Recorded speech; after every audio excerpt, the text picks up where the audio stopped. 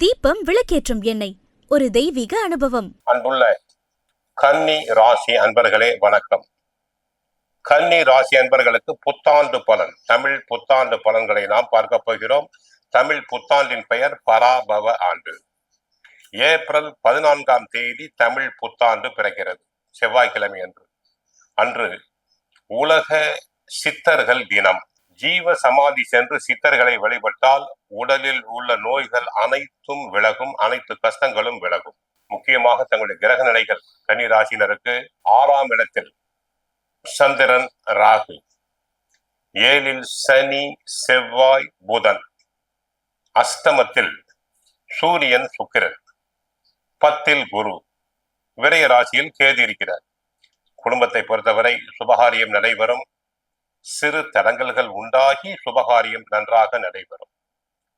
பெண்களுக்கு மனதிற்கு பிடித்த இடத்தில் வரன் அமையும். ஆக பெண்களுக்கு குழந்தை பாக்கியம் எதிர்பார்த்தவர்களுக்கு குழந்தை பாக்கியம் நன்றாக கிடைக்கும். பெண்களுக்கு நார்மல் டெலிவரி உண்டாகும். உத்தியோகம் கிடைக்கும். இதுவரை வேலை இல்லாமல் இருப்போருக்கு நல்ல உத்தியோகம் கிடைக்கும். சிலர் உத்தியோகம் சம்பந்தமாக வெளிநாடுகளுக்கு சென்று வரலாம்.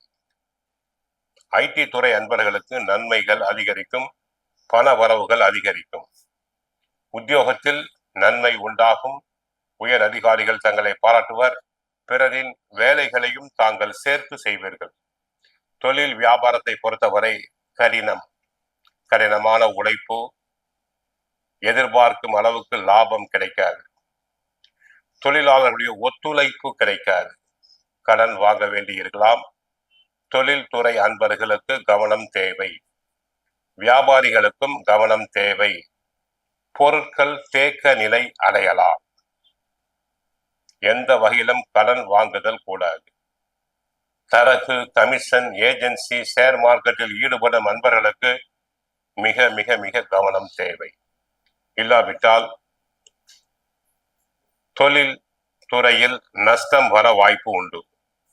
அரசியல் துறையை பொறுத்தவரை கவனம் தேவை. தங்களின் புகழுக்கு களங்கம் ஏற்படும். தங்களை பற்றி வீண் வதந்திகள் வரக்கூடும். கட்சிக்குள் செல்வாக்கு குறையும்.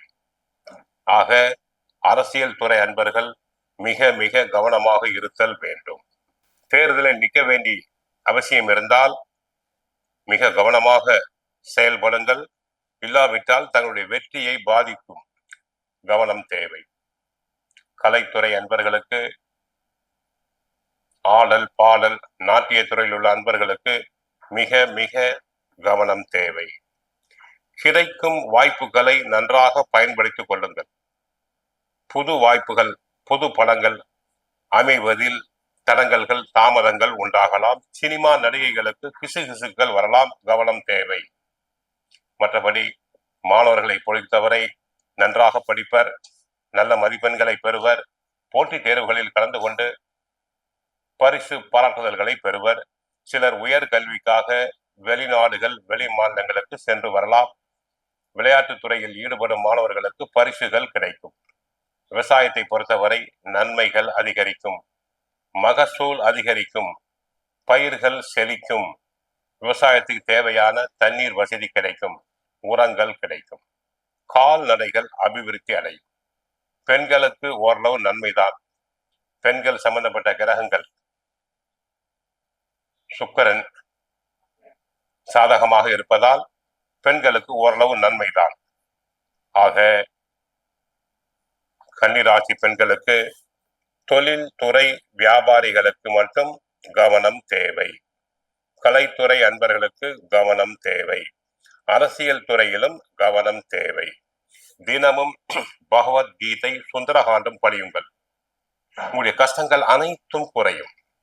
ஹரே கிருஷ்ணா கிருஷ்ண கிருஷ்ண ஹரே ஹரே, ஹரே ராமா ராம ராம ஹரே ஹரே என்ற மந்திரத்தை 108 முறை சொல்லுங்கள். உங்களுடைய கஷ்டங்கள் அனைத்தும் குறையும். வாழ்க வளமுடன். ஹரே கிருஷ்ணா.